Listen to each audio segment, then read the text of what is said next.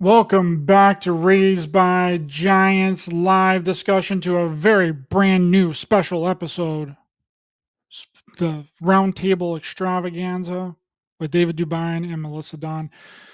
Wayne Steiger couldn't make it today, so we're just rocking with who we got here. He is in a little situation that he's got. He's okay. Everything's okay. He just had a little storm that he went through on yesterday, and he's cleaning up all the brush and the trees and stuff that was outside of his house. Welcome, guys. How's it going? I'm doing great. Good Friday, nice and sunny here. I'm happy. David, brother, you're back I'm from on cleanup overseas. as well. I'm on cleanup as well. We had a bunch of trees fall down in a few storms, and I had a guy with a machine come and rip out the roots, and stuff's laying all over the yard. I need to get back on a chainsaw, although it's been raining and it's hard to get in and get cleared out. So I'm with Wayne on the. Luckily, nothing fell on our electric lines, but storms are getting more intense. Let's say, and they're going to get more intense from this point forward too. So get ready for that. In addition to all the other craziness happening on the planet. Man, I remember in 2003 there was this really bad snowstorm, and like trees were just breaking and like cracking, like you could hear them like in the distance. They were just crack and fall over. It was like 15 inches of snow. It was the biggest snowstorm I think in my area in 2003, but that was wild. And one fell on our house, and we had to, and power was out for like 3 weeks. It was a wild time. But okay, so this Trump tariff thing has been done into the ground. It's been everyone's talking about the Trump tariffs, but I thought that I would do a discussion on it because I think that there's some weird things, like some fraudulent stuff that's going on with these tariffs and stuff. So we have 195 countries in the world, not including territories and regions, right? The US trades with all of them. Now only 20 countries have free trade agreements with the United States. So that leaves 175 countries that have tariffs on our imported goods into their country. So 175 countries for decades now have put tariffs on United States goods imported into their country. It's wild. And some are upwards. David, you could probably give me better examples of this, but I believe that some of them are upwards of 35% on U.S. goods being imported into other countries. Oh, it was higher than that. And it had been for quite a long time, depending on what product they were trying to protect in their countries. And this tariff thing here, I'll bump on Zero Hedge if anybody follows this website. JP Morgan responds to the Fed, there's now a liquidity crisis. Well, that's the same thing in 2019 with the overnight repo market. And they needed an excuse so they could print as much money. So you realize that during that COVID time, the money supply in the world doubled. And nobody blinked an eye. Nobody asked a question. Nobody bothered to. Well, right there was the perfect excuse. We went into COVID. Mm-hmm. Everything's shut down. So we're back into a liquidity crisis again. So as the way it was explained to me, as somebody who's trying to dumb it down for me, because I was like, whoa, you're talking way over my head. The bond market, I know bonds. And he's like, 1933, dude, 1934. I was like, okay, walk me through it.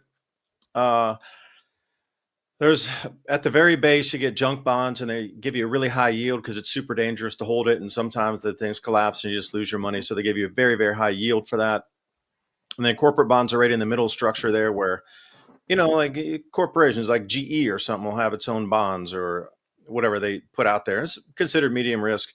And then you have treasury bonds with like the highest class, convertible to gold, convertible to anything instantly, just like bearer bond, put it on. Treasury bonds, swap those across anything. Everybody's they got such a big margin call because the swings are so big, either short or long, 5%, 7%, 10% in a day. Everybody's getting crushed. If you're either long and you were short and you went 10% long, then you're going to get liquidated or you're going to find something. And they're selling treasury bonds at a discount just to get out from under them because there's such a tidal wave of things for sale. And now none of the banks want to lend to other banks, and nobody's lending or giving money anymore to anybody because they're seeing these giant swings that just can't be covered. Because the way it does, somebody go out 10 times, 20 times leverage, and that's not good for anybody. And that should be, pretty much outlawed, and they have outlawed short selling in Thailand. You can't go short, and Asian markets are outlawing short selling. Stuck right now that had these positions, and whatever it was, they anticipated the price to fall, and they went short, and they were leveraged, and then it went 10% up. Well, they got a couple days to cover because obviously they're hedge funds and they know people and they're in bigger banks. Well, nobody can cover. There's too much to cover because the losses were so great by these giant swings either direction that we're in the middle of a financial contagion right now that nobody wants to talk about, because it's only at the biggest level banks and the biggest level management funds and hedge funds that can't cover their losses. So as we come into this weekend is really when it starts to manifest itself and unroll. And everything's being sold at a fire sale right now. And then, like I say, that liquidity is what they were just talking about at JP Morgan there with the Fed. Like, there's no money left to give to anybody. And I'm not talking you and me. I'm talking about massive multi-billion-dollar investments. They've run out. Yeah, go, Melissa. Sorry, I didn't mean to hog that off. No, that's okay. I'm trying to understand it all as well. It's so chaotic and everybody is arguing so many different angles that Trump knows what he's doing or Trump's failing or it's 5D chess. So I'm here to understand it along with everybody else. Well, the thing about it is that the headlines are saying like all kinds of different stuff, right? Especially when it comes to China. Like the headlines are saying that Trump wanted to put a tariff of 144% on China. But what I suspect is going on, because that doesn't make any sense. Okay, 144% tariff, that would mean that China would be giving away all of their goods and products and also losing 44% of their revenue.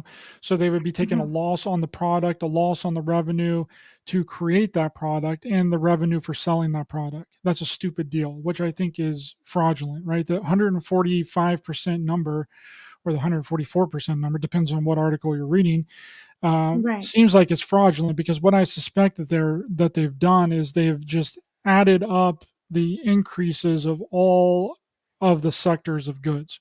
So they've taken the food imports, the technology imports, whatever else China is importing. Dave, you know more about what China imports in the United States or other services imports, and added all of those together. And then that lands on the 145% number. You get what I'm saying? What it seems like is happening is certain sections of imported goods and services are all being added together to get that 145% tariff increase, when the actual overall number is much lower.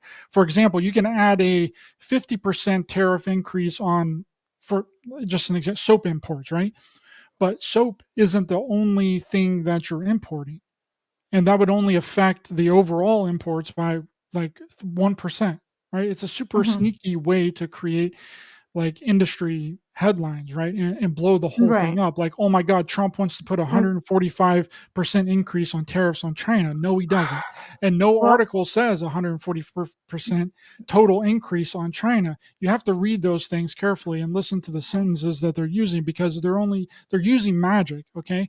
And the 10% increase, it would really rough out to around 10% overall increase on China importing goods, which is what he is now seeing. And that's what it was from the beginning. And that's more likely what he's going to get. If you were to see the actual numbers of the increases on tariffs on imported goods from China into the United States, which you can't, because the information really isn't available. And if you were to add all of those percentages to every section of the goods, you're probably going to land on that 145% number. But the 145% number is fraudulent, because it's the highest percentage rates won't reflect the overall percentage rate of everything that's being imported. I don't know if that makes sense or not. The only thing I can read here, like I'm reading on X, is that they're presenting it like a back and forth tit for tat war. Like China raised theirs from 84 to 125%. So now Trump's raised it to 145%. And that seems to be a narrative that they're going with, that this is a form of war. Well, okay, let's say that I have 20, let's say I have 20 different industries, right? All making different products, and I have it all under the same banner. Like, okay, let's say Ryder Industries, right? And I owned and operated all of them. But three let's use an example of David. You hit me. You hit three of my industries with, and you put a 30% tariff on three of those industries, right? I could write a headline and say that you hit my entire company with a 90% tariff increase. Right, because you're adding them all up. Exactly. I could publish all kinds of articles and news stories about Hmm. how Dave hit my company with a 90% tariff increase, which seems like a lot, right? But, Hmm. and it technically is true, but it's not really true. In the overall total increase, because 17 of my other industries didn't get hit with any tariffs, overall for my company, we would be looking at like roughly around a 4 or 4.5 increase overall. You see, Right. but the 90% is way more shocking, and the 90% is the illusion. And if you apply that strategy to like everything, then you see that it's all like trickery. It's trickery in magic numbers. Like, what are you rather going to make a headline about? That it's a 4.5 overall total increase, or are you going to put that it's a 90% increase? You're going to put that it's a Yeah. 90% You're going increase to when put it's the really big not. number, alert, alert, danger, danger. Yeah. Yeah. Hey, Ryder, Well, if I could swing that's, back. No, go ahead, Melissa. go ahead. No, you go ahead. No worries. No, just as swinging back to that point of it sort of seems planned. I don't know if you're familiar with the Lima Declaration back in the 1970s or 1974 is when they started, and then they ratified it in 1976. It was the plan to deindustrialize Western nations and shift all that technology and investment money, capital to all these, post World War II, really third world countries, and bring them up to sort of a level playing field where now the new 2025 to 2050 addendum to that continues from this point is regionalization, continentalization.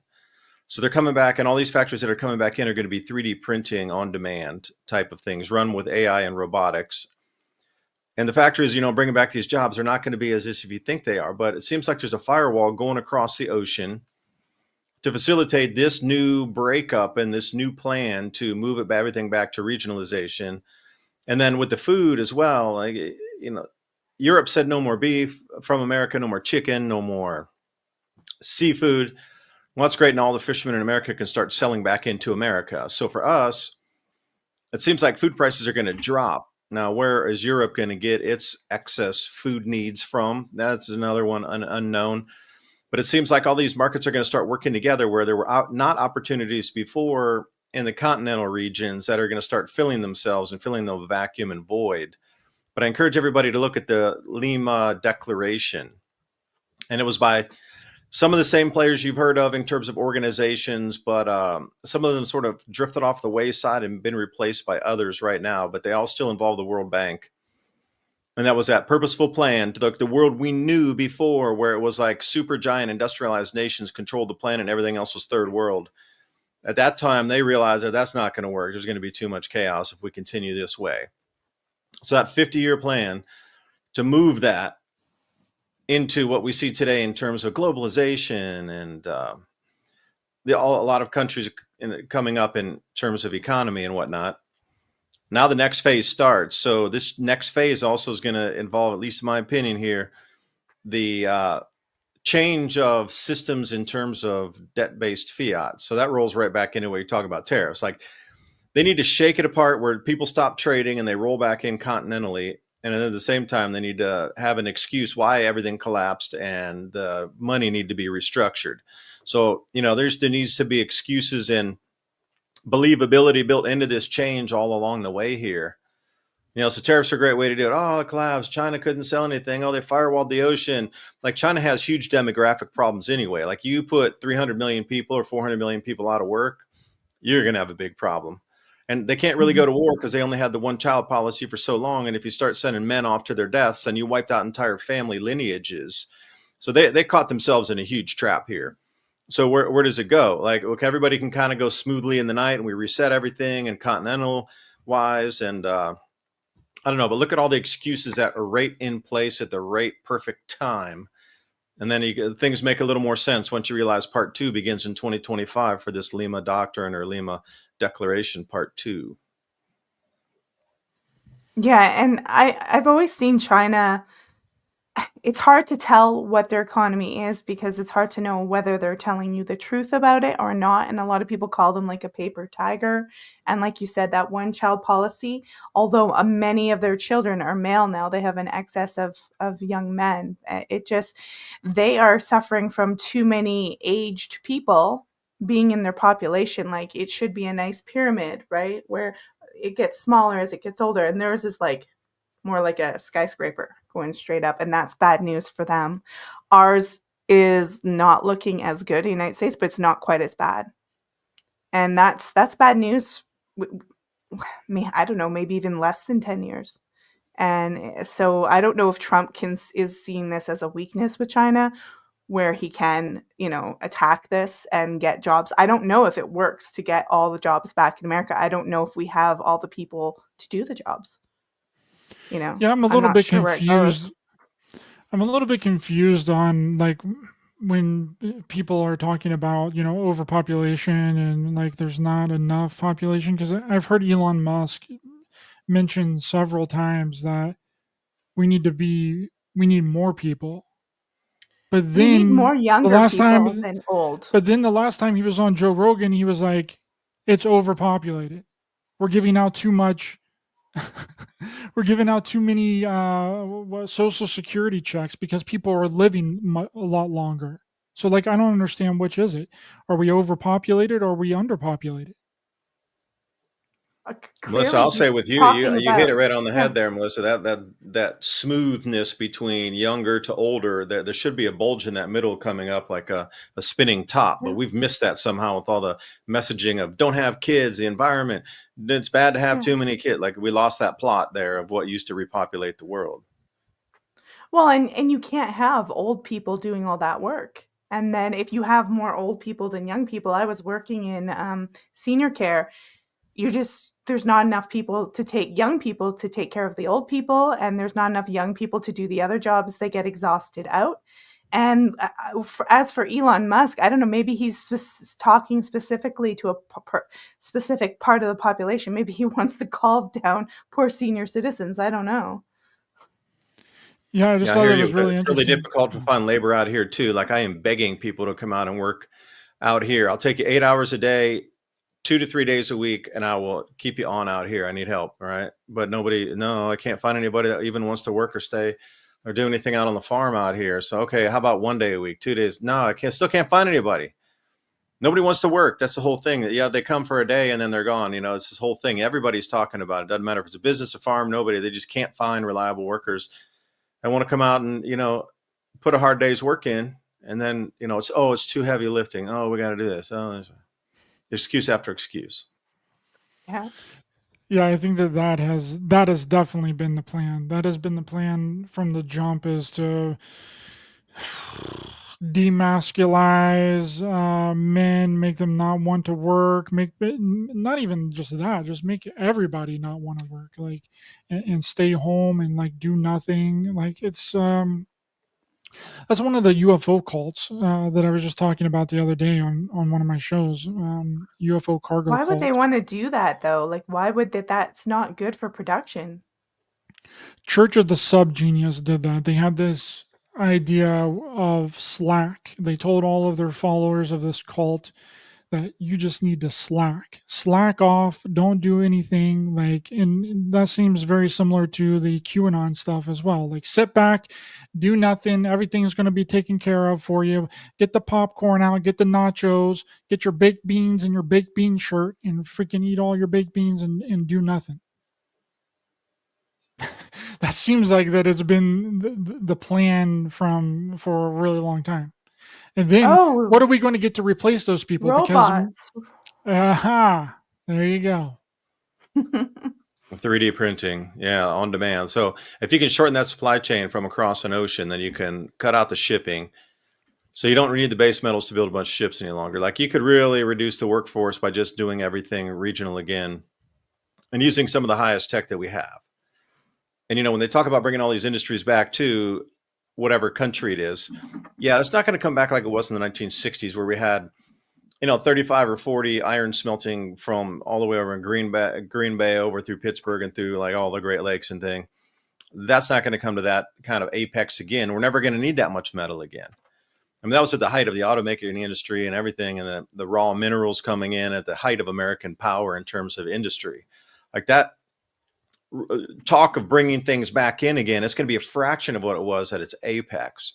But it'll be just enough because, like, Mao Zedong here, they did the backyard furnaces in the Great Leap Forward, and they expected everybody. Like, get this, it's insane. In the Great Leap Forward, they wanted everybody in neighborhoods and villages to produce their own steel. So if you were a bad countryman and you wouldn't break your antique furniture to burn the wood to try to make steel, you were turned in. So then they got that the temps could never get hot enough, especially not with wood. So everybody was making substandard steel that would crack nearly 100% of the time.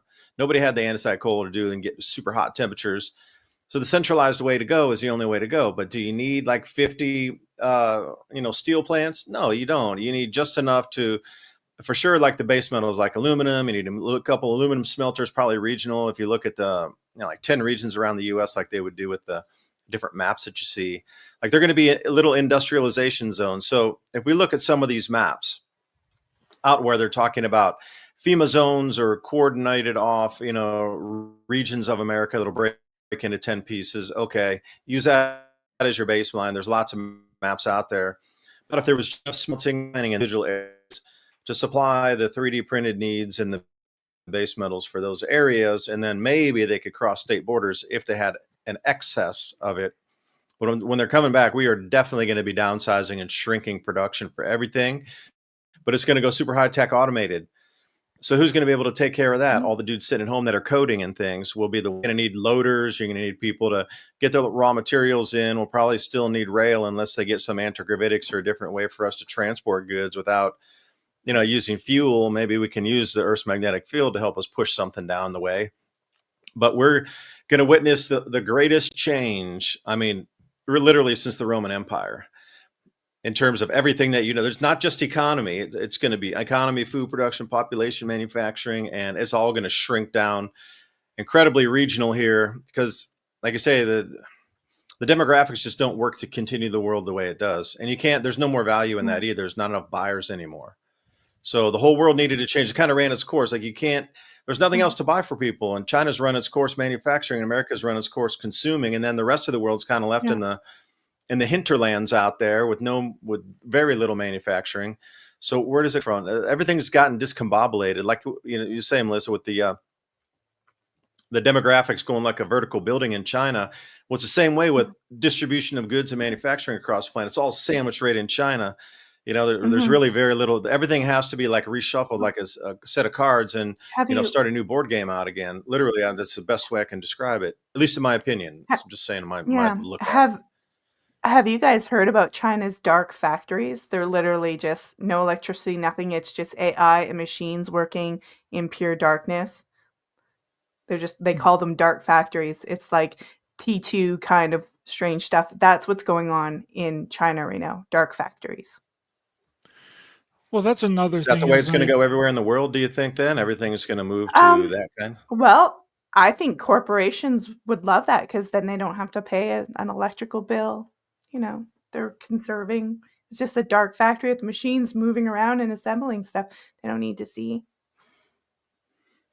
It's no creepy, parking lots though. for the workers. Exactly. I don't know. It sounds creepy. If I imagine it, I'd have to actually see it. I've never seen one, but if I imagine it, it sounds a little bit sci-fi Terminator kind of thing. Well, that seems to be... You describe right where the world's going, like this whole 3D printing, high-tech, AI automated world for production on demand. See, that's the whole thing is it's going to be on demand. They're not going to just make a bunch of excess stuff and hope somebody buys it. It's going to be on demand from this point forward. And that's the whole thing I've been reading about this AI automation, and especially in the 3D printing realm. Now they're doing metals for 3D printing. Everything's going to be on demand. On demand. And you have to get permission to buy the item with your digital ID coming up. And that's the whole thing, that it's moving into something that direction where's the opportunity? Well, how much stuff's laying around America that could be pulled out of closets and traded and bartered for a while? as this transition happens. Because I was reading smarter. Amazon has cut off all shipments into the United States from China as of yesterday. There's no more Amazon goods coming from China. No more Temu? No, nothing. No, I'm talking actually anything delivered through an Amazon Yeah. that would process to an Amazon warehouse. So far more than just Temu. Not Well, I think people Temu. are confused. I think people don't know what to do with all these tariffs. They're like, we got all these shipments. Do we tariff? Like, what do we do? They're just stopping them. It's going to be like 2020 all over again. It's going to get clogged up in ports. Oh my God. Okay, Yeah, so the this Chinese is suppliers are sending out notices to their buyers over here saying we're not going to send it to you. So that chain of it getting stuck over here versus China already clipped it and said, we're not even going to send it. So that's I'd imagine just a few more weeks and we'll start to see holes in shelves here in terms of consumer goods. Maybe not so much food, but well where's your opportunity? That's the question. The whole shipping crisis. Everyone fled to the stores to get stuff, and then it turned out to be they made a deal real quick. This is the dark factories thing that Melissa was just bringing up. In China, dark factories are fully automated manufacturing facilities that operate without human intervention, relying on robots, AI, and the Internet of Things. Boosting efficiency, reducing costs. China is actively pursuing the development and deployment of these dark factories, driven by factors like labor costs and strategic push forward industry automation, as outlined in the Made in China 2025 initiative. And of course, that is the AI review. Okay, just so people know, they don't trust the AI sometimes. But then it's like, well, who is going to who's going to fix the robots whenever they go down, right? Because machinery breaks, machinery goes down, and who's going to be the people that's going in to fix that stuff? And that's another issue and like another problem that I've seen like creep up really fast. Like, and I'm going to be the first to admit, I have no idea really how to fix anything. Okay, well, I just saw a movie script where some poor human, after 50 years has to go into this dark factory and fight for their life. Like some crew, like Alien Planet. That sounds like a horror film for sure. But I can learn how to do stuff. Like I was pretty much raised on a farm. Like I know like farming stuff, and I know how to do like rudimentary things. I know I can essentially probably fix my car if I needed to fix my car. I can like mow the grass. I can mow like all that stuff, all the normal things that you need to survive. But when it comes to technology, I have no idea how any of this shit works. I have no idea how a computer works. I have no idea how a cell phone works, all the components of how a cell phone works.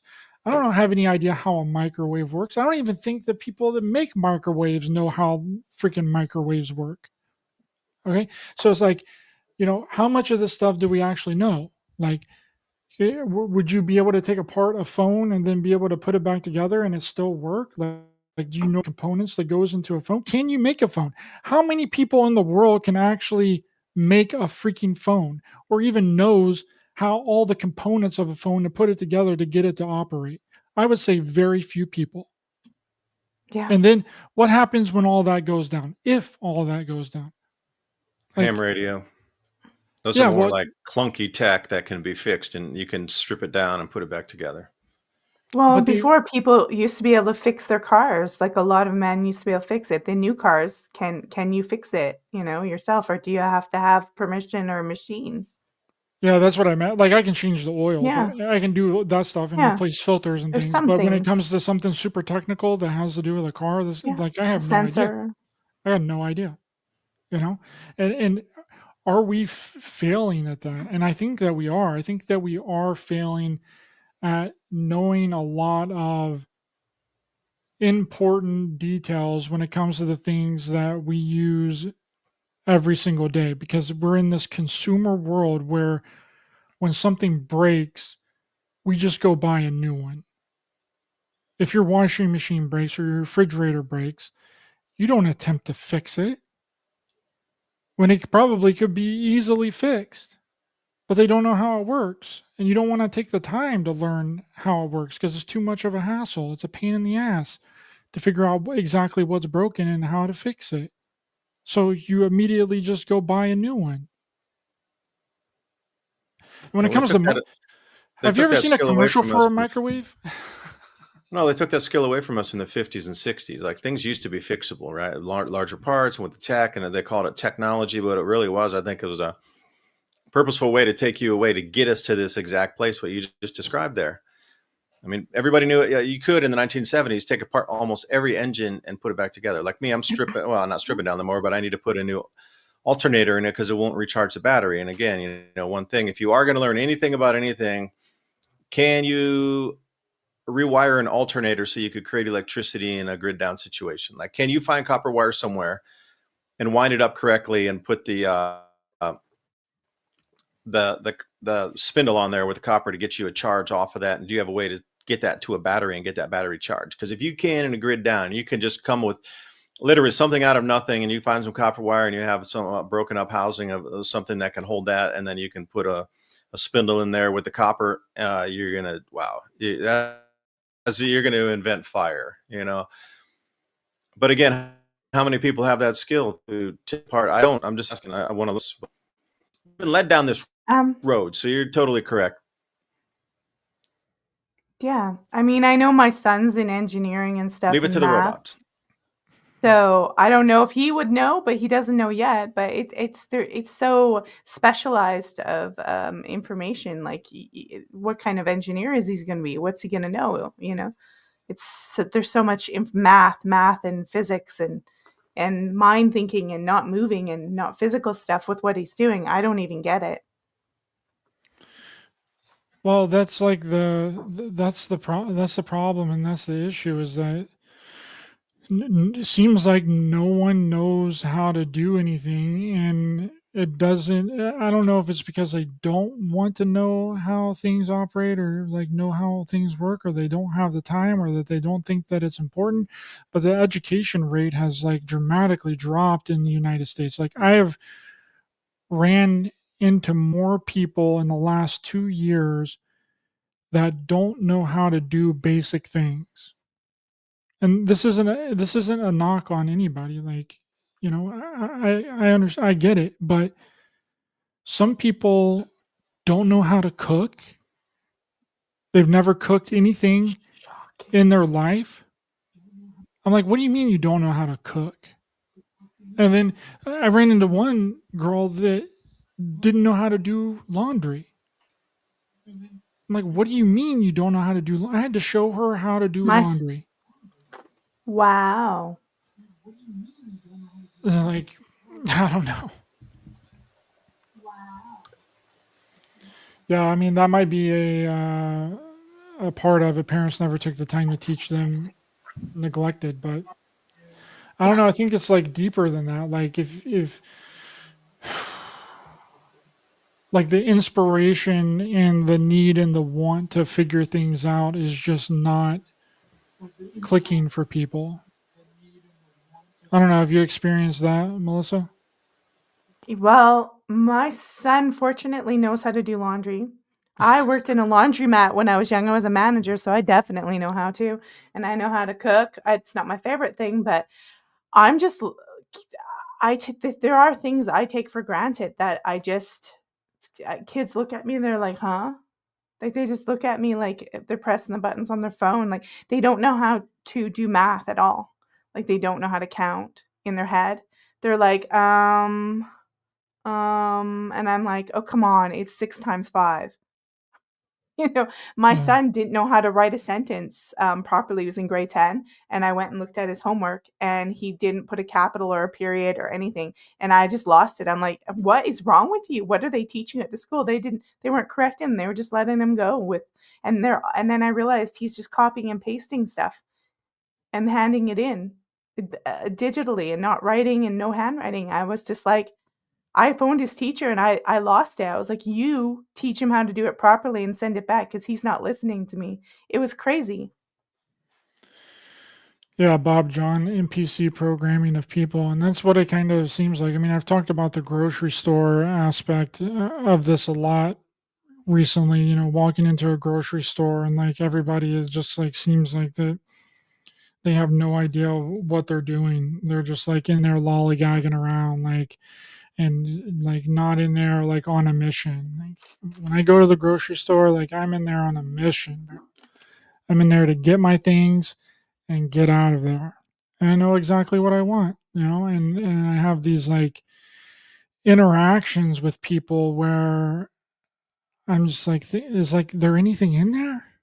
Like, do you have a consciousness right now? Do you have like a soul or a spirit? Like, what is going on with you? Are you just a shell? Because you seem like a shell. When my son was young, we used to be outside. I never let him around technology. Now that he's older in himself, I'm always like, "What's wrong with you? Get off! Come on! Push, push, nudge, nudge." Like you're 20 years old. You're supposed to be being a little sh. You know what? You're supposed to cause trouble. You're not just supposed to be sitting there like, "Yeah, okay, I was gonna play a video game again. Yeah, okay." I'm like, "No, no, that's not what you do when you're your age." I'm just always shocked, and he thinks I'm weird because I question everything. I question history. I study so much, and he's like, "Why don't you just accept what they tell you? Like it's easier just to read their stuff and look at the news. They tell you." And I'm like, "That's the problem." Yes, that He is the doesn't problem. understand. I don't know if it's his age or he's just being rude or arrogant and challenging to me because I'm his mother, but I'm shocked. And I think he couldn't have got it from me. He had to get it from his peers because I'm Yeah. not like that. And his father isn't like not like that. No one from my Gen X generation is really like that to that level. So it must be from the peers and the teachers. Yeah, the people influencing them. David, we lost you for a minute. You're Everything back. completely locked up, and I heard everybody speaking, doubling in echo, and I was like, "Well, that's not right. Let me pull back there a minute." Yeah.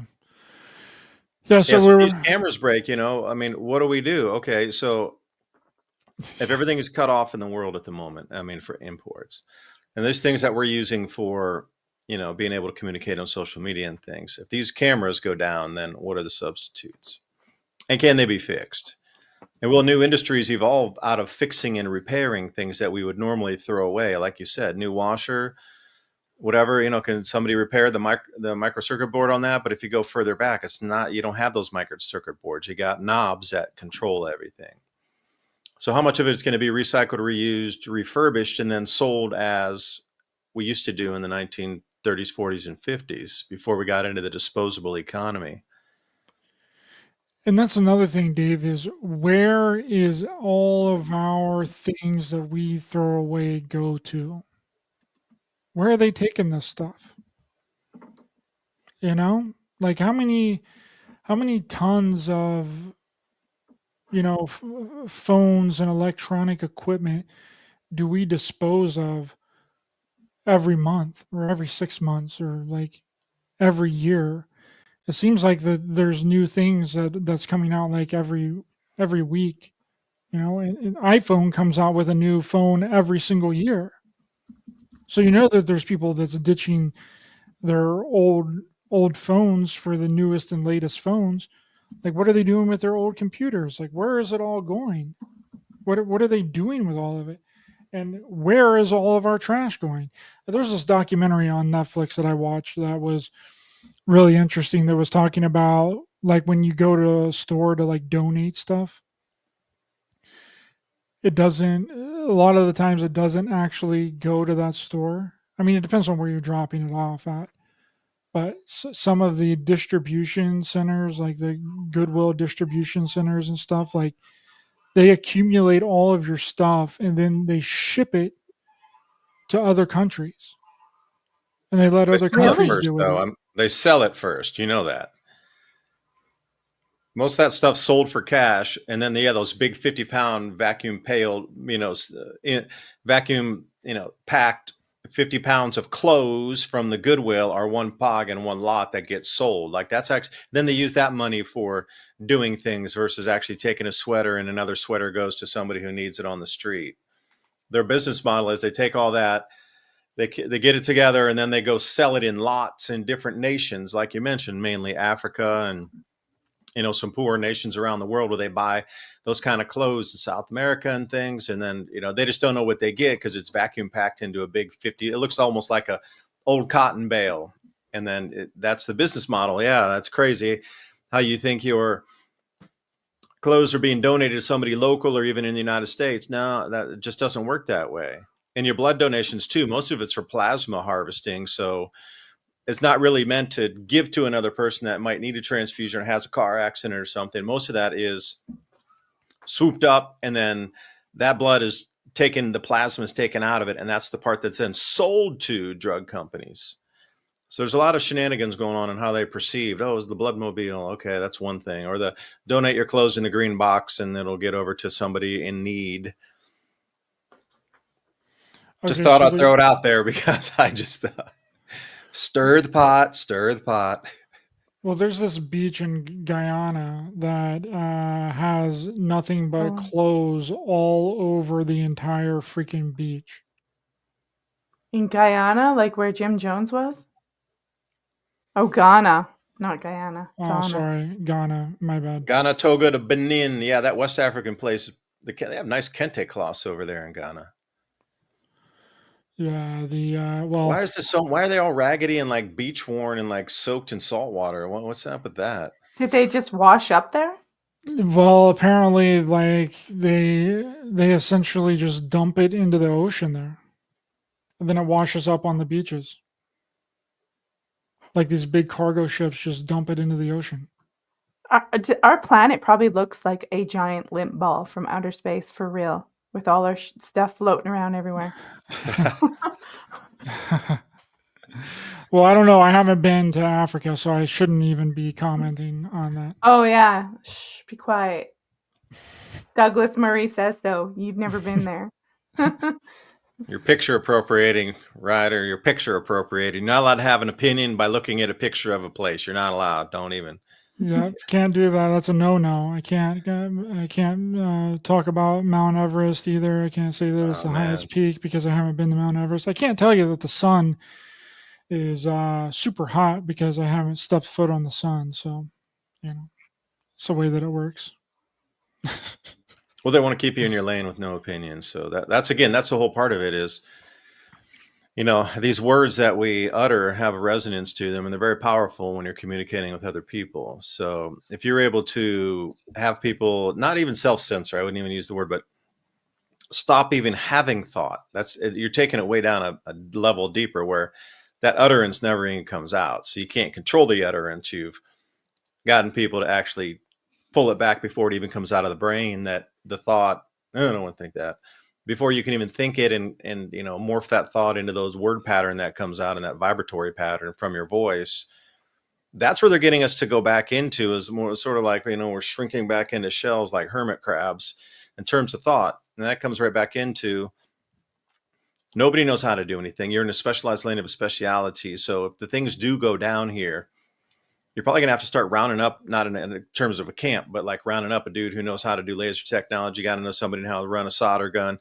You're going to have to pull somebody back who knows a little bit about microelectronics, where you're going to find the microscopes and all these things to look down in. You're going to have to start like getting a crew of people together who understand the tech, because they're so specialized. Oh yeah, I can do that one little part of the microcircuit board, but then the other, 3/4 of it, you got to find another person who knows how to work on that bit. So I think we've been led here on purpose to this point here right now with very little skills. Very few people know how to grow their food. And the population is incredibly aged. So if something were to kick off, unless it's your local family and your own family, you're not going to be worried about the old people. You're going to be worried about staying alive. And whatever happens over there, because you know what? We don't even have time to really harvest, pick, dry, store the foods that we have and raise our animals and protect them all the time without, and then, home care, like you talked about, Melissa, with like an old, I wouldn't say, an aged care facility. People just aren't going to be there because they're going to need to be trying to get their daily lives taken care of. Because if things go south here, you are going to be way more responsible for growing your own food. And I'm telling you, just having a farm out here in East Tennessee, you're going to spend a lot more time than you think.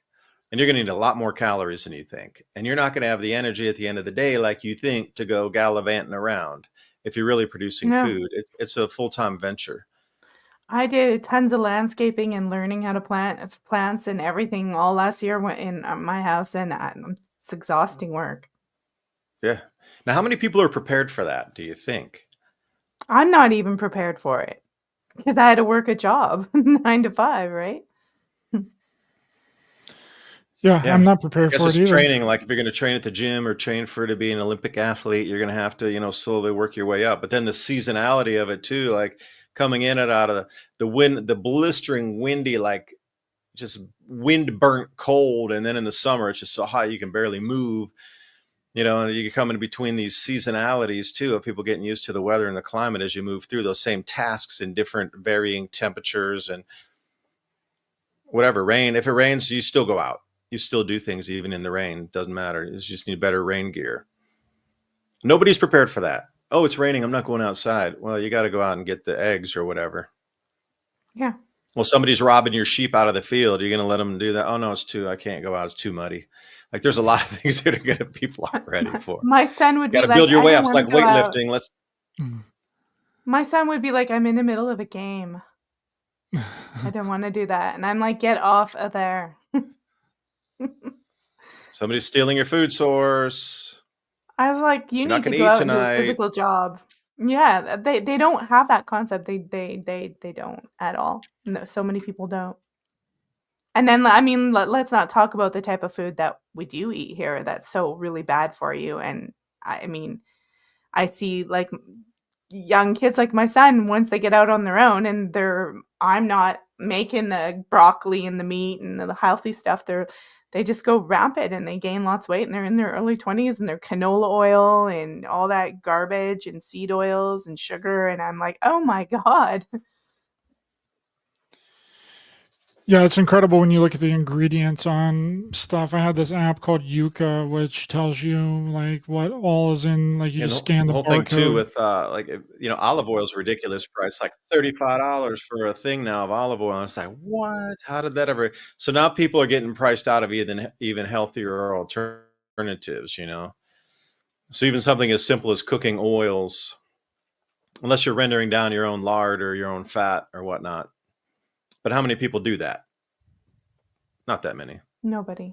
They probably don't even know to use tallow or lard. They'd be like, well, I get the Crisco or the oil off the shelf in the grocery store. Or that spray oil, that spray olive oil for convenience. That's the worst. No, I can't believe that.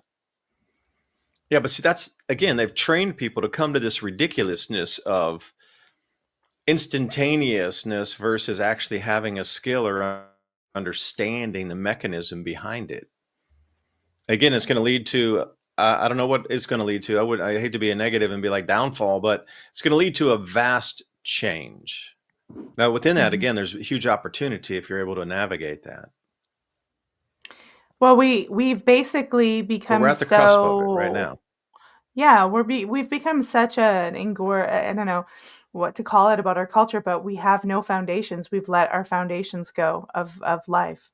The foundations are just nobody even understands what the foundations of society even is. Food, shelter, water, they don't even understand those things at all. They don't even learn it in school. I actually learned those things when I was in school, funny enough. But they don't Yeah, learn it anymore. They have no idea. Well, take the typical person. Walk me through a mind experiment here. Okay, something were to happen, like with you, Ryder, you lost power for a substantial amount of time. Like, where would people go if there was no water? Can they identify a water source to even go to try to purify? I mean, forget the purification. That's just way over there. But even finding or knowing where that source of water is that's not contaminated or not contaminated enough where you can't purify it. Like even that basic rudimentary step of even knowing where water is, it would baffle more than half of the people, I think, or even higher percent. Yeah, where I was at during that snowstorm, I mean, nobody would want to drink any of the creek water or the river water. It's the most contaminated water on the East Coast. Well, besides, like Flint, Michigan and stuff, but the Ohio River is one of the most contaminated rivers. in the United States, because you have all those power plants up and down the river there that are just dumping all of their chemical waste directly into the river. I would never eat a fish out of that river. I wouldn't even touch that water. It's like Unless you were radioactive or starving and you something. would eat the catfish from that river. I guarantee you, if you were starving and somebody threw that on a skillet and you smelled it and you Yeah, hadn't eaten in 4 or 5 days. yeah. You're right. It's You're so right. funny. It's so funny that we're talking about this because I was watching videos of what they had to survive off when they were rationed or during any of the wars. And I mean, some of it was like, I was like, oh God, I would never eat that. Then I'm like, I don't know. I guess if I was starving, I might eat a sliced up pig nose. Like they were eating some crazy, like they had to eat some, if they wanted a protein source. A lot of times they would do without breakfast and maybe lunch, but they had to make sure they had dinner so they could sleep at night. Like that's how hungry they were. And I'm like, I guess if you really needed a protein source, you would do pig snout. I mean, if it's all you had. Like some of the food they ate was, yeah, like water pie. What's a water Water pie? pie. Water pie. They instead of like they didn't have milk to make like a custard, so they just use water with flour and sugar and stir it up in some kind of pie crust and cook it. Water pie. Because nobody got milk, nobody got butter, you hardly got any eggs. You may be lucky if you got 4 ounces of meat a week. Unless you produced it yourself and you were the supplier to the government for that time, they would never steal everything from you because you needed a base supply so you could produce more. Like government wouldn't come in and take every single one of your chickens, ducks, geese, turkey, or whatever. They wouldn't do Yeah. that. They're going to leave you with a supply so you can keep churning it out, right? And they're never going to come in and steal all your cattle because you're going to need to have calves. You're never going to steal 100% of anything. So if you're the producer at the producer level, you will be left alone so you can produce food for others. And you'll have food and you'll have all that, and you can be able to trade for other Yeah. things too. Or if you had a victory garden or something like that. Which wants us back to the point, very few people know how to do that type of work or animal husbandry or gardening any longer. But there was a boom of it in like 2020. Do you remember whenever they like sectioned off like the seeds and like the I would have garden been center Sticky and Finger everything? Jr. over there with that. Yeah, that's They weird. put They like wouldn't let you caution I buy got tape long food. arms. I around. can get across the road. What do you want? Some peas? That was wild. That was wild times. They That was didn't so want people getting bizarre. those seeds. Yeah, they were like cordoning off clothes and all stuff because if you walked over there, you'd get COVID. And if you stayed over here following the arrows, you wouldn't get COVID. It was good. Yes. So bring it up to a real point there. Like during that time, to steal those seeds, in my opinion, would have been absolutely 100% okay. I never would have blinked an eye. No moral pointing at anything. You had a right to steal those seeds. If that was the way you're going to produce food because it was an unknown at that time, and they were trying to stop you from having that ability to provide for your families, I absolutely believe that anything goes at that point. You know, at the store level like that, to be able to, take some of those out and put them in your pocket and walk away, even though they're not for sale, because you are trying to, at that point, they're trying to put your life in danger. So if you're able to, the moral compass needs to bend a little bit depending on the situation. So if I would have seen somebody loading their pockets full of seeds, I wouldn't even have blinked an eye except maybe join them because, I need some of those seeds too. But then they pushed everything to online ordering a bit. But this time that online ordering is going to get interfered with. So if you think that it's going to be the same exact thing like it was during COVID, where you could just order everything on Amazon, it's not. This time Amazon stops too completely. So put that in perspective. So if the stores are going to, come in to say, well, you're not, maybe they're going to start making you, because I live in a small town out here in East Tennessee. There's a Walmart about, I don't know, 25 minutes from here. Small one too, not very big. But they have 50 pickup lanes they just installed in the last, 6 months out there. So I'm thinking, with all this coming up, if the Amazon store orders were to stop, people are going to start stealing voraciously through the stores. Perhaps they're going to lock it off and you're only going to be able to order online pickup. And that's why they have so many lanes. Even at the height of COVID, they only had 19 pickup lanes in this little tiny Walmart. Now they have 50. So you tell me what's coming next. It's like a form of communism, rationing, military. So you were Neo. right. You were right, David, that Amazon reportedly canceled some orders for Chinese goods as tariff war continues.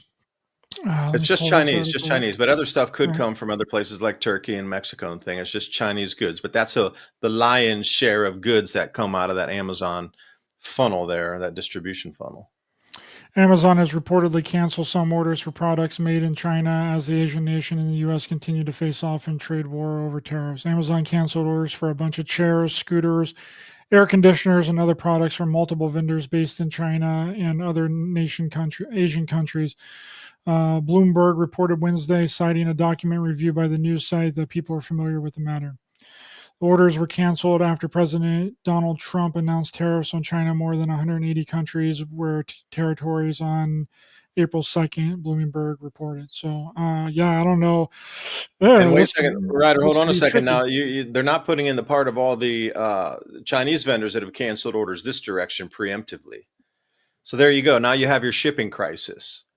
Now we have another crisis. So the shipping crisis, those are some very large, Maersk and these types of things. That these are huge companies. If they start laying off people and the ships sit idle and there's no crews working those, that is going to ripple through the economy as well. So look for it. You just described the shipping crisis, how, it starts in China. It's a contagion. It moves.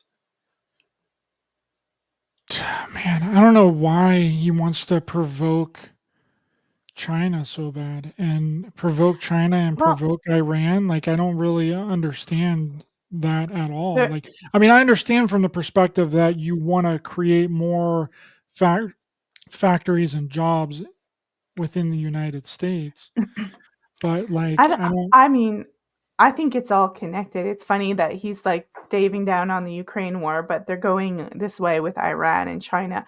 Because if he goes after Iran, he's going after China and he's going after Russia. They're all allied. So I don't know. There's something going on here that we don't understand about these wars.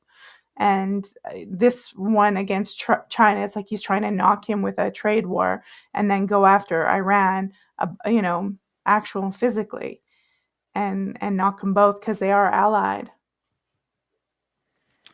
I have a 3-word answer for you.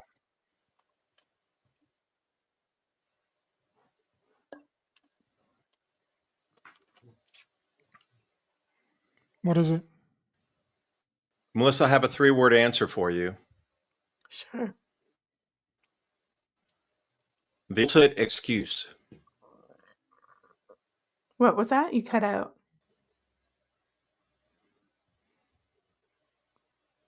Can you hear us, David? I think his internet's cutting out. Internet's cutting out on you, bud. I heard something excuse. I've frozen up again, I think. All right, I'm just going to remove David. I'm just going to kick him from the studio and he can come back in. But it's so interesting that Trump would be doing it, because that's kind of like what he campaigned on leading up to wars. him becoming president again, was like, I'm going to stop all the wars. I'm going to solve the Ukrainian war. I'm going to solve Israel war with Palestine.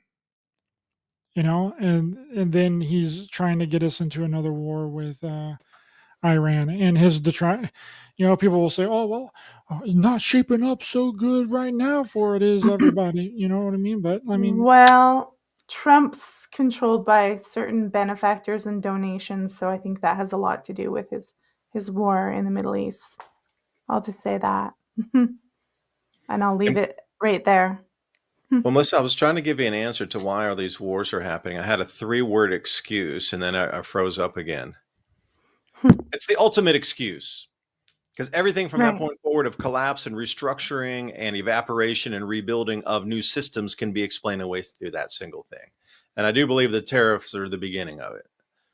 There has to be an excuse for everything going awry, where everything evaporates and the system burns down, and we need to get a new one in place because the old one didn't work. It was non-functional. It was inefficient.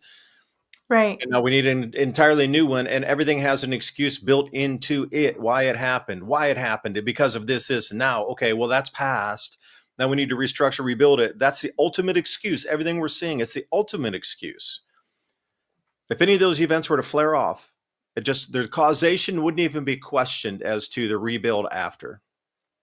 It would What do you just be what it guys What do you guys think about Trump saying like there is industry that is coming back into America and building companies, and that he's saying that there's going to be more people are coming back. He's pushing them to come back and build in America. Do you think that gives you hope, and this is just a temporary little shift with all this shipping stuff?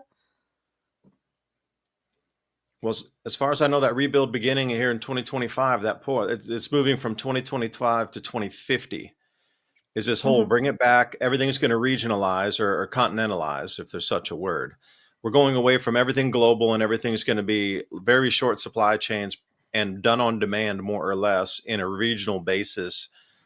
So, I mean, whatever that reads out to be, bringing the people back, but having automation that doesn't involve humans. And Ryder, you talked about it for a second. I'm very much fascinated by the robots themselves, but they're at the point now where robots can actually fix robots. Like, I'm talking standing humanoid kind with fingers can repair other ones now. So perhaps that question you answer, like who's going to be repairing all the robots? Perhaps they will print on demand the parts they need for repair, and then they will repair themselves. That kind of world, where does the human sit in it? Well, are the robots just going to make things for humans? We better have a different power source at that point. We better have no bills, on-demand power running off the Earth's magnetic field using pair-and-ev magnetic motors or some other kind of zero-point energy devices for our homes.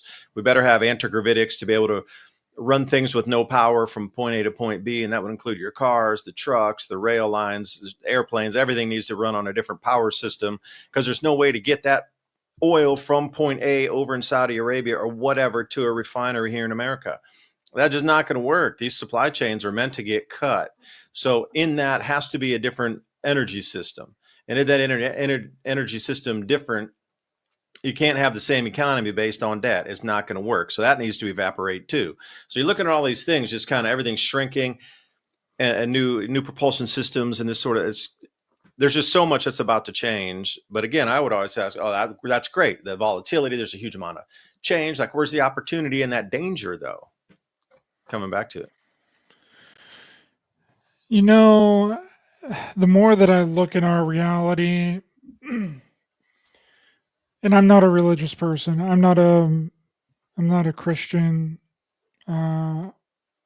but it seems like we're getting like close to the book of Revelation here. Like, we're getting to this point where some of the book of Revelation stuff is like kind of starting to manifest in our reality. At the end times, the Antichrist will appear, right? Well, what if the Antichrist is AI? I mean, what is more ungodly But than yet, an artificial human, an yeah. artificial computer thing, And it will right? And that declare that it is like God. exactly, that is what everybody looks at AI as, that it's going to be. It's going to be a god. It's going to be all knowing. It's going to be everything, right? What if that is actually what it is? What if AI is the Antichrist? Yeah, I'm not trying to get religious and all of that on people. I just think that it's interesting, and I like connecting, Well, different dots to different things. And I'm not afraid to, quote things from even different sectors of even religion. But that seems to be what it is. Ryder, even if you or I aren't biblical and we don't believe it, there's a huge portion of people who do and who are trying to bring things like that in, like building the third temple, and they do believe it. So, and they're pretty powerful, so that matters. So be an avatar, create an avatar for that. Okay, so the way you just described, for me, Revelation is more like seeing the construct for what it is. Like that Revelation, like the realization of the construct that it is a hologram, and suddenly you understand that, and then everything goes haywire like we're seeing now, because everybody's understanding it is a construct around you. So build an AI avatar for that Antichrist. What would it be? Because if you can do and create people out of nothing, and there's avatars everywhere that are people that don't exist, Mhm. it has to be one that's captivating enough for every single culture around the world. So create the avatar for me. Like, give me a visual representation of the picture of what this person would look like, because it's not going to stay in the computer form. It's going to have to come out into the third dimensional human form, quote unquote, at least on a flat screen. Well, so what would it look like, this person? I know that a lot of people always show it as almost like a CEO business type to the West, but I don't know if that's the collective idea we have, that it's going to be some kind of suited up CEO businessman, like, sell your soul kind of idea. But that's what the collective I keep seeing whenever I see any documentaries or any representations. I always see that image projected out onto the population. I have no idea if that's who it's going to be. I'm assuming he's going to present himself almost like a holy person. That's really good. A holy person that can understand every language in real time. Well, okay, well, that describes AI, right? Yeah. That's Can right. never be touched, but is like a morphic hologram that can actually, the holographic technology is like 50 years advanced what they're giving you. And again, everything we're looking at here too is we're living in a 50-year behind world. Everything that is truly advanced technology is 50 years ahead of us, right? So think about, forget the fake alien invasion kind of thing and the holograms for that, but the actual hologram of a person standing there that is ethereal, that has sort of some glowing halo around them, that can interpret languages in real time. I don't care where you're on the planet, but can't be touched. And that would be an AI projecting itself out on a holographic imagery screen or whatever it does. And that could be and that everybody would understand it in real time, and it would talk into your head. Perhaps it could be understood by everybody in real time. What if it could manipulate, the towers around you and beam the thought of the answer into your head? I mean, all this technology exists already. It doesn't have to be an alien invasion. What if it is that coming back as the construct of the Antichrist, but it's all this matrix of radio frequency? And that's the reason they took us away from lead paint back in the 70s. Just going there. I'm going to need a bigger tinfoil hat. Lead paint hat. Yeah. They changed it from out of lead paint. They changed the piping from copper to plastic. All the things that has happened. But I think that was just a thought that I had. I don't know. But it makes sense. It makes sense. Everyone's talking about this AI type of this God reality. Joe Rogan's like, President AI. AI is going to run the government. Everyone already looks at AI to solve and figure out all of their answers to like all of their problems, right? People use Grok, people use GPT, like for things that can be easily like Googled. They're just putting it into AI. Like there was a video that some guy made on X that I saw the other day that was like a remake of the Will Smith Oscars slap, right? And he was trying to portray that this Will Smith slap was done like, I don't know, 20, 30 years ago, and Will Smith just copied it. But he just he was a filmmaker and a movie maker, and he just created he recreated the slap to make it look like that it happened 30 years ago on some old TV show.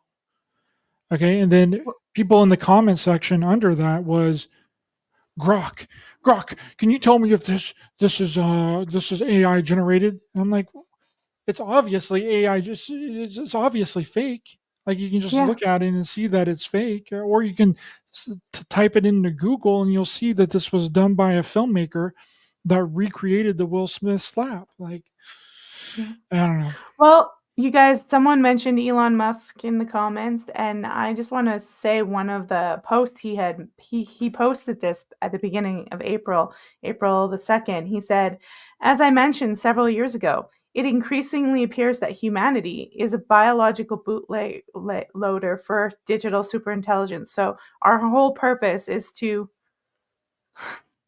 bring about digital superintelligence. That's our main purpose of being here. That's what he thinks the purpose of us. Like when we say, what's the meaning of life?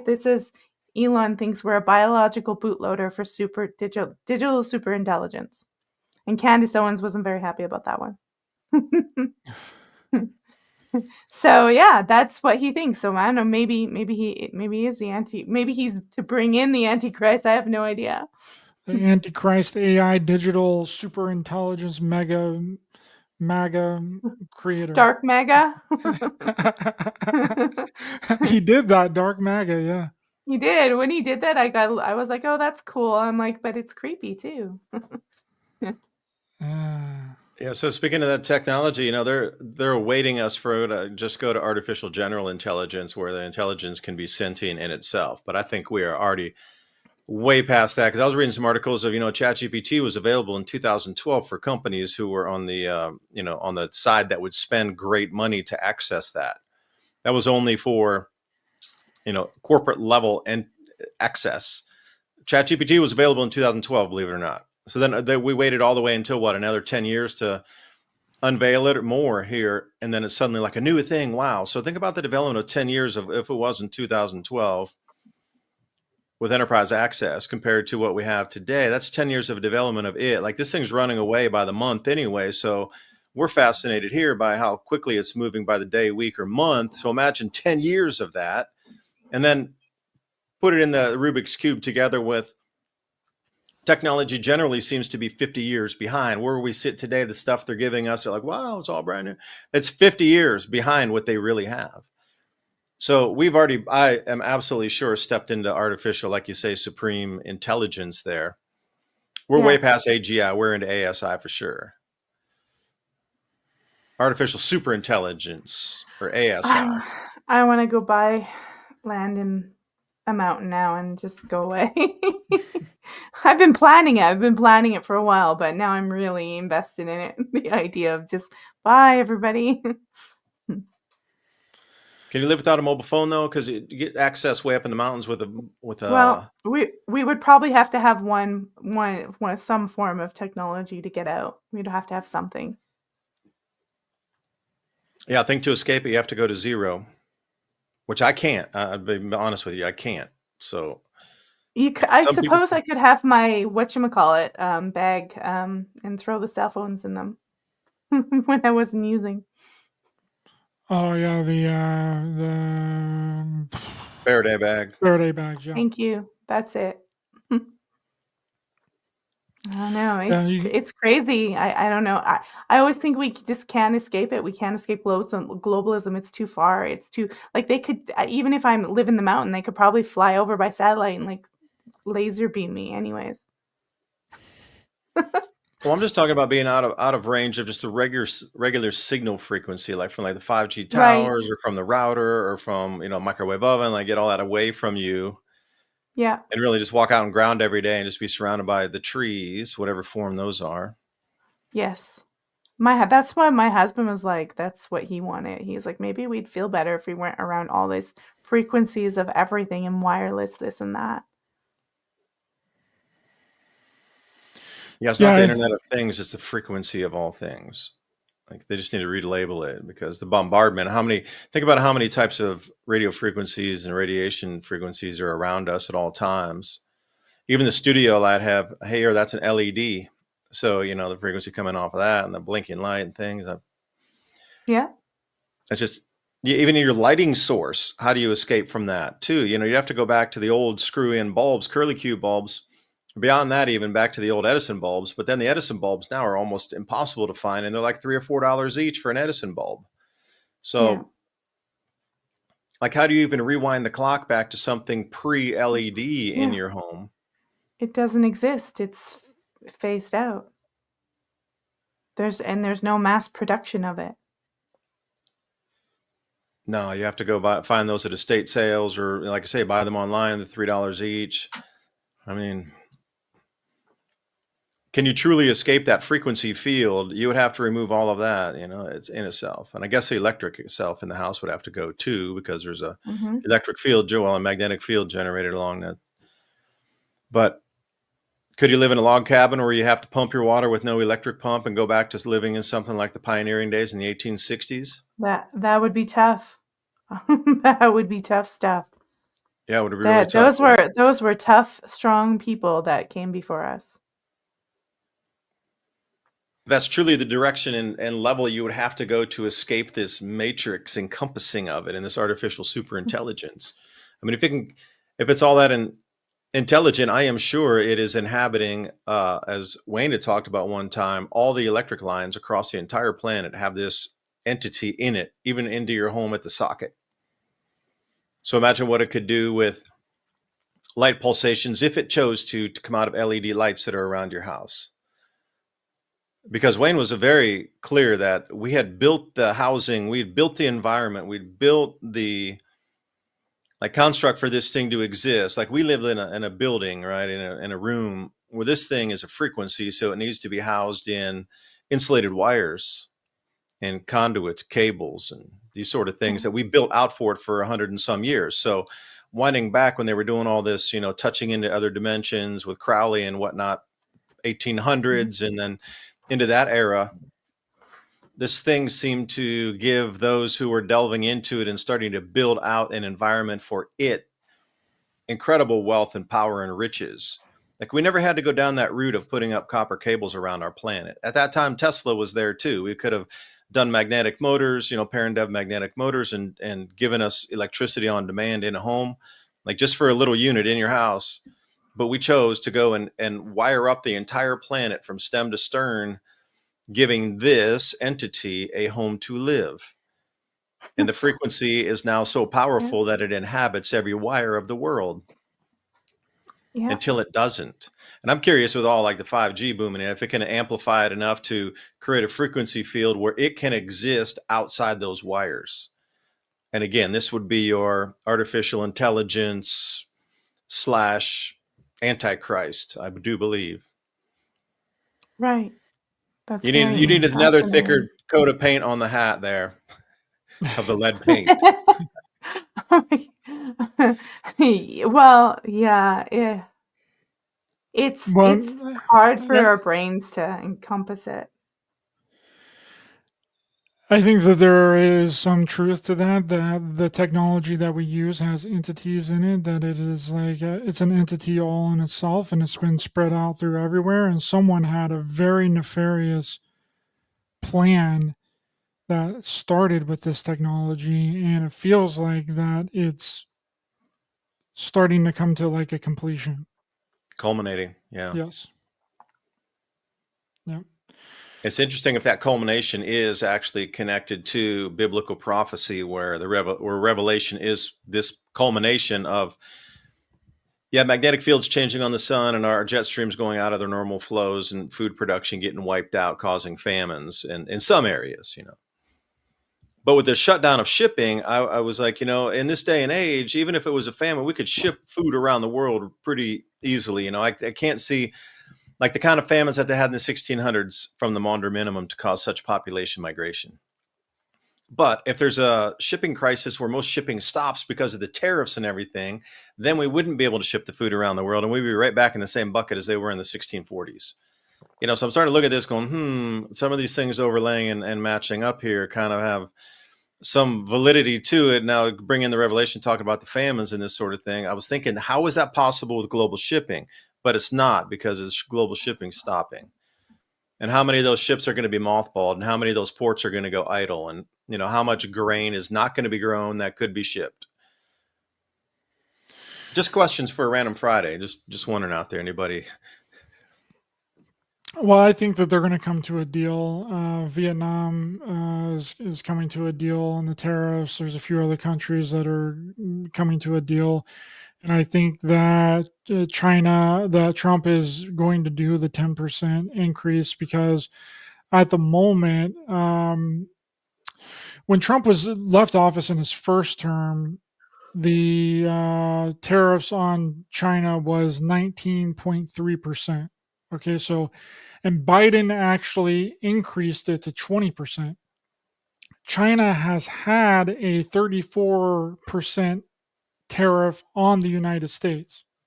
So what I think is that Trump just wants close to the same trade agreement that China has for us, which would be a 10% increase. So it would total out to around 30% on imported goods from China, while China has a 34% tariff on US goods. So I think they're going to settle on the 10% increase. So it'll be a 30% tariff on China, and then China will have the 34% tariff on it. I also was just reading, and I forgot to mention this earlier. China is trying to get into talks with the EU and encourage them to go against the US and unite with China. So that's happening as well. I don't know how it'll go. I don't know what will happen there. But China's pulling out all the stops. See, that's the thing with China. We're the largest market for Chinese products in America. Yeah.